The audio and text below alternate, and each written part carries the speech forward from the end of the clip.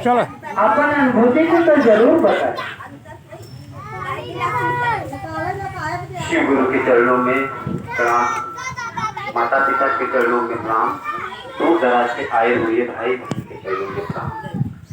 और दास आगे क्या बोल सकता है? जब आप शिव का नाम ले लिए तो शिव एक वचन होता है जिसको नमः शिवाय कहा जाता है, और जिसको ओम नमः शिवाय कहा जाता है ये बहुवचन हो गया। तो ये है गुरु की गुरुमति। तीन लोक नवखंड में गुरु से बड़ा न कोई, करता क्या कर सके गुरु कराए। अब हम आपको ये जानने का प्रयास करें कि ये एक स्कूल है, एक विद्यालय, न कोई मिशन है न कोई प्रश्न है। जैसे कोई कॉन्वेंट विद्यालय हुआ, कोई प्राइमरी का विद्यालय हुआ, कोई नर्सरी का विद्यालय हुआ, और पढ़ाई है एक विद्यालय में यही होता है जैसा जिस विद्यालय में मास्टर। हेलो, जीवन में गुरु बनाना जरूरी है। जिसके जीवन में गुरु नहीं है उसकी सारी भक्ति अधूरी है। अब गुरु किस अवस्था में बनाया जाता है? गुरु एक चेतन के अवस्था में बनाया जाता है। गुरु बनाने के लिए कहा भी गया है कि पानी पियो छान कर और गुरु बनाओ जान कर। क्योंकि गुरु जब जीवन में एक बार बन जाते हैं तो गुरु चाहे काला हो, चाहे गोरा हो, चाहे शराबी हो, चाहे जुआरी हो, गुरु का मतलब होता है, सदगुरु का मतलब कुछ और होता है, गुरु का मतलब कुछ और होता है।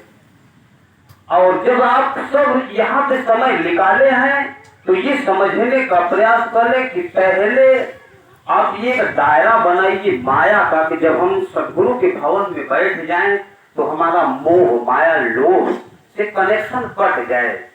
शरीर यहाँ पे है, शरीर जड़ है और मन चेतन है। इसी के विषय में दास बताएगा, जड़ और चेतन के विषय में। दास पहले इसी विद्यालय में नाम लिखाया था, ये परम पिता परमात्मा का देन हुआ कि प्रमोशन कर दिया, दूसरे विद्यालय में नाम लिखा लिया है। जिस तरह से किसी का बेटा पुलिस में रहता है, कभी परमात्मा का देन होता है, ऐसा कुछ कार्य कर जाता है कि वो एसआई हो जाता है, दरोगा हो जाता है, इसी समझ से ये परमात्मा का देन था। अब हमें आपको जानने का ये प्रयास है कि भगवान और परमात्मा में फर्क क्या है। जिस तरह से हम ओम नमः शिवाय कहते हैं ये बहुवचन हुआ, इसमें सारे देवताओं का वास है। और जब हम नमः शिवाय कहते हैं तो सिर्फ अपने ही देव, अपने ही गुरु का नाम लेते हैं। और हर एक बंदे पे ये होना चाहिए, हर एक महात्मा पे ये होना चाहिए, परम पिता परमात्मा सब देवी संतान, भला करो सबका प्रभु सबका हो कल्याण। ऐसा नहीं कहा जाता है कि जो बहन सुचर्चा करा रही है उसी घर का भला हो, भला सबका होता है। पूरी एक लगाता है भला सबका। जैसे हम लोग कहते हैं जागो जागो महादेव, तो जागो जागो महादेव, जगा तो महादेव, मतलब ये यही हुआ परम पिता परमात्मा सब देवी संतान। किसी तरह से हुआ जागो जागो महादेव, जगा दो महादेव, मतलब कि हम सब जागे। जागने का मतलब होता है चेतन में रहिए।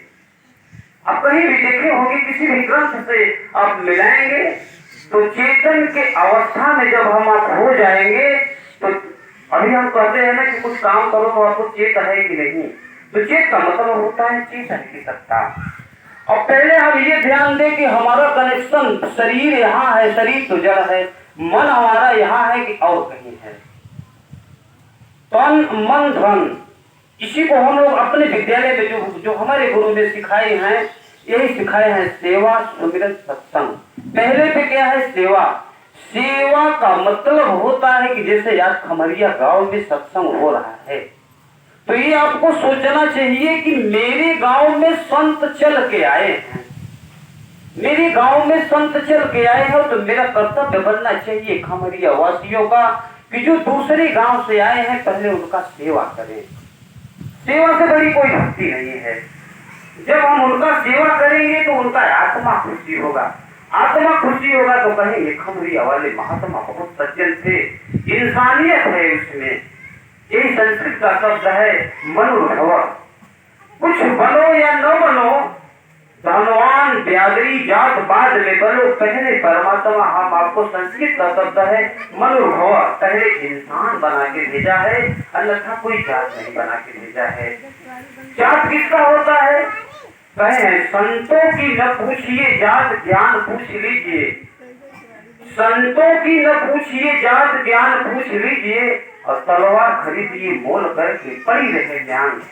ऐसे ऐसे पहले के महात्मा थे कि तलवार को खरीदते थे तो भगवान से मनाते थे, हे परम पिता परमात्मा, ऐसा कभी नौबत न आए कि तलवार मेरे ज्ञान से बाहर निकले। मैं केवल तलवार का शौकीन हूँ, लेकिन तलवार निकालने का शौकीन नहीं हूँ। आज वर्तमान की काल जो चल रही है, इसमें गुरुवाणी में कहा गया है कि एक दिन ऐसा दिन आएगा कि सत्य बोलने वाले मारे जाएंगे और मिथ्या बोलने वाले का इज्जत होगा। जो सही बोल देगा, जो सही देख रहा है वही बोल देगा, उसका इज्जत कहीं नहीं है। यही भगवान राम जी ने रावण से कहे, रावण ने कहा कि तू किस वेश पर मुझसे लड़ाई करेगा? इस धरती पे जितना देवता है सबका अस्त्र शस्त्र हम जीत लिए हैं, तुम किस वेश पे मुझसे लड़ाई करोगे? तो मर्यादा राम जी ने यही शब्द को कहे। अब हम आप जानने का प्रयास करें कि 84 लाख योनियों में सबसे सर्वश्रेष्ठ योनि मानव की मानी गई है। तो हमें आप मानव हैं, हमें आप 84 लाख योनियों को भटक करके जो माँ के गर्भ में आया, वो सबसे भाग्यशाली है कि मानव की योनि पाया। फिर हमारा वेद कह रहा है कि मानव की योनि से निकले हुए प्राणी, जब आप उसका ध्यान यहाँ लगाएंगे और माया का बोझ गठरी लेकर बैठे रह जाएंगे, कहीं सा